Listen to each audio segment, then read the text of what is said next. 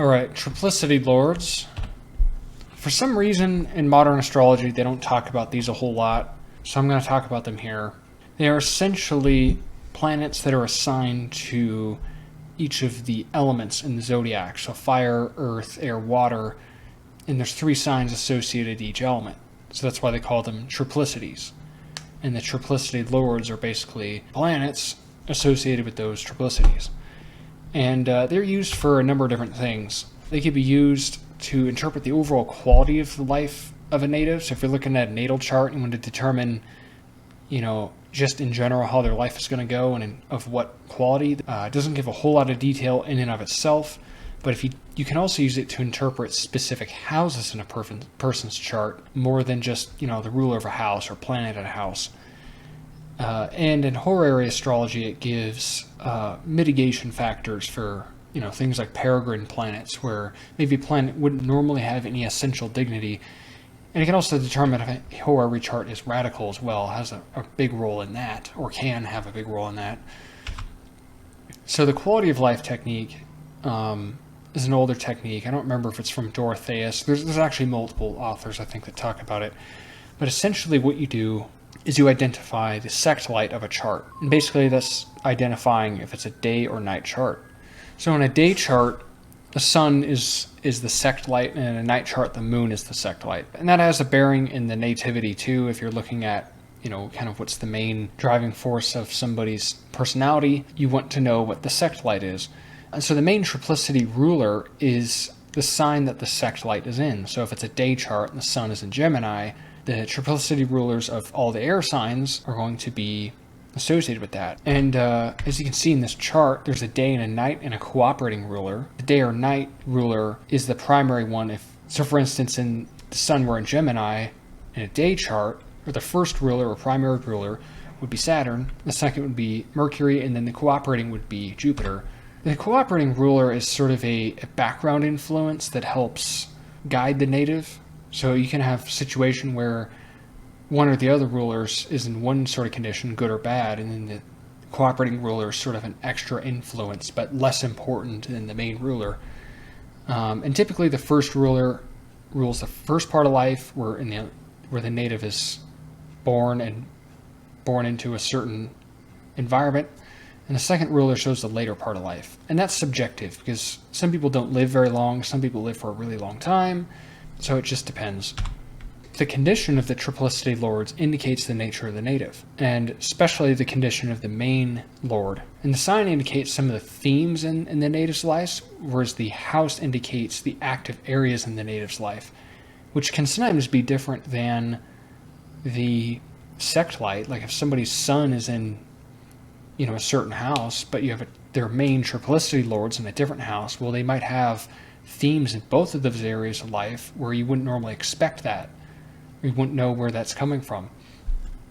The dispositor of the sign that the Triplicity Lord is in affects the quality. So basically, if you have a planet in a sign that is peregrine or in its fall, the ruler of that sign has a bearing on that Triplicity Lord. And if that ruler is in good shape, good things, or if it's in bad shape, bad things. But it gives some mitigating factor, some variance between the two extremes of absolute worst case and absolute best case. Angularity tells how strong those qualities will be, and that's why for that particular thing you'd want to use quadrant house systems like Placidus, whereas whole signs are used to identify characteristics of a person. Angularity is important for determining how prominent a person will be. So you can have a planet, on near one of the angles, and it doesn't matter if it's peregrine or if it's in bad shape, it'll still be prominent.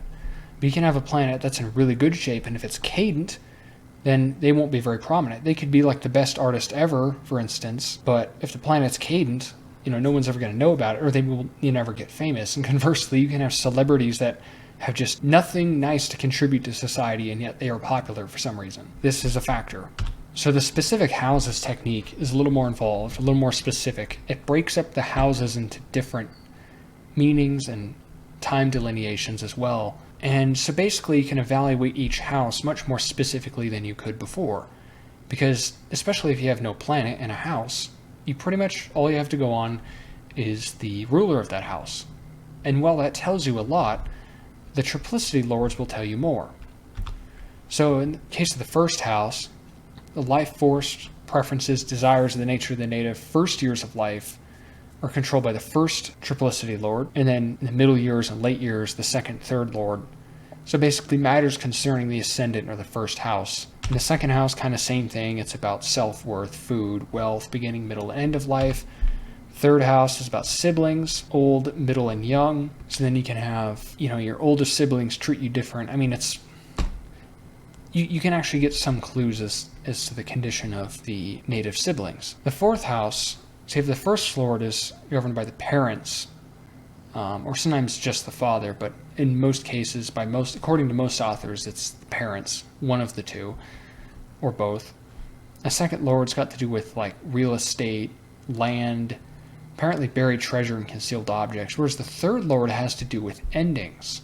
Because the fourth house also has to do with the end of something, end of life, sometimes. Eighth house is death, but implying rebirth. Fourth house is like the beginning or the end, kind of like the winter solstice, if you will. Fifth house, children, offspring, and pregnancy are governed by the first lord. Second lord, pleasure, vices, love affairs, gifts. But apparently the third lord has to do with messengers, like giving of gifts, which I guess I didn't think that was such a fifth house thing, but it makes sense.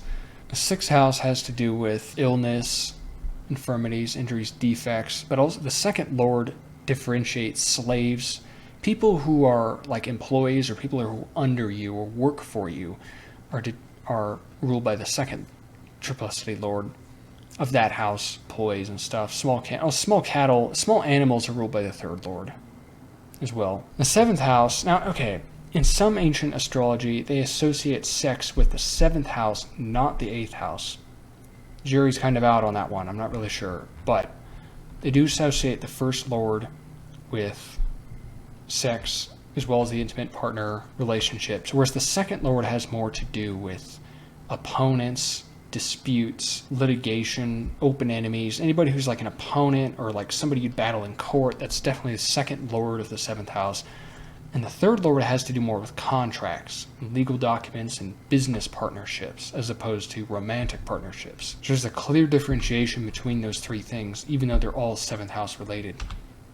Now, the eighth house is to do with anguish. If there's one word you could use to describe the eighth house, it's anguish. And that's mostly actually ruled by the first lord. Most eighth house things that we associate are actually ruled by just the first lord.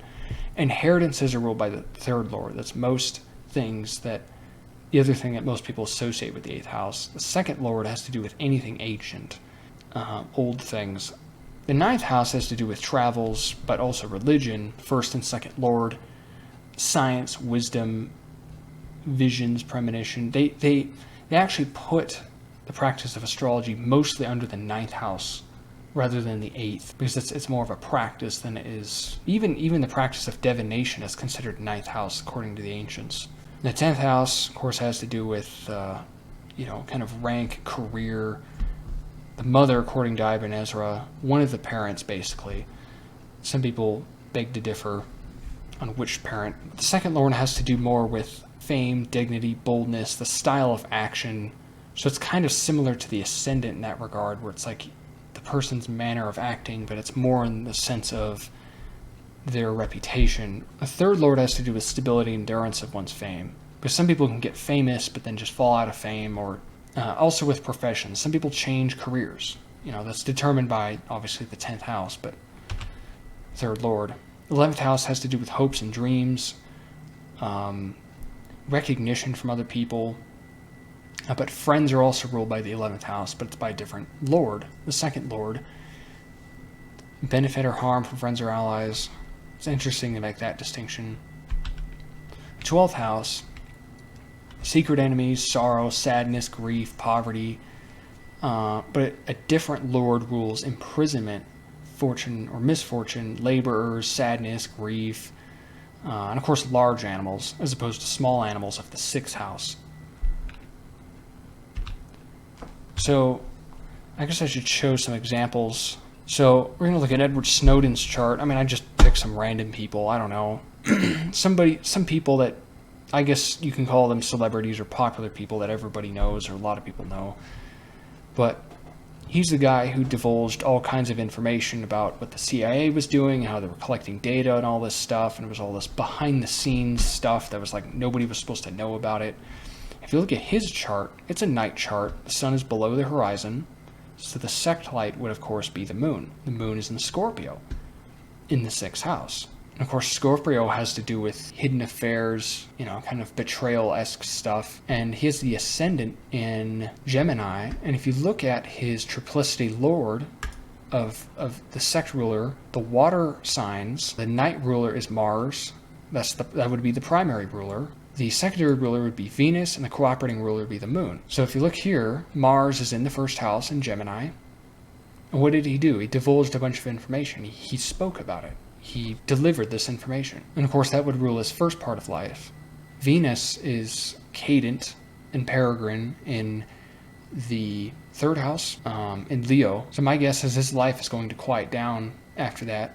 And of course, the moon cadent in her fall in Scorpio as the cooperating ruler, that's not going to help him. In fact, his condition is that he had to basically flee the country and live in Russia. It's not the absolute worst thing. I mean, he could be dead. His living situation is perhaps less than ideal, to say the least. If you look at Robert Downey Jr., one of a very renowned actor, mainly for his role in the Marvel series, made him ultra famous and ultra rich, midheaven in Taurus. He has a day chart with the sun in Aries, where he's exalted, and the fire triplicity is the sun, Jupiter, and Saturn, in that order, the sun being the main one. So in this first part of life, he was not having a very good time, actually. And then Jupiter in the 10th here in Taurus is angular, and he basically got a job as an actor, and of course became rich and successful. And as he gets older and older, the influence of Jupiter, the secondary triplicity ruler, is going to continue to take over. And so my guess is he is going to just remain wealthy and successful, is my guess. Even though in the past he had problems with maybe partying a little too hard, or just kind of leading a very rather messed up life. And you can see in his chart, he has some potential issues. He's got secondary triplicity ruler opposing Neptune. You got the sun. There's some not as good things in this chart, but you can see why. I mean, you can overanalyze this chart all day long, but you can see why things are the way they are. So triplicity rulers are a very useful technique that I think are very underutilized. They're not like going to completely redefine the way you interpret charts, probably. However, they will give you an extra edge. They will give you extra information where perhaps you didn't have any. And if you analyze each house with these, I promise you, it's going to give you some details that are going to be very interesting. And actually, if you look at his triplicity rulers of his 10th house, and also 10th whole sign house, because it's 10th from the first, you'll see that his first triplicity ruler of the Earth triplicity is Venus. Venus is above the horizon. You see above the horizon. So you look at the day ruler first, and then the moon, and then the cooperating is Mars. Mars being in Virgo in the 2nd, which is, of course, the house of finances. So you have essentially Venus in Aries, where she's peregrine and actually rather debilitated. I haven't looked at the terms, if she's in her terms or not. That's not as good. But once he got older and the secondary ruler took over, the moon exalted in Taurus in the 10th house gave him fame, gave him recognition. And since the moon is trining the cooperating ruler Mars, there's a connection there. The moon being overtaking earlier in the zodiac than Mars, of course, made him very rich. So anyway, this is triplicity rulers. A very useful technique. Would recommend.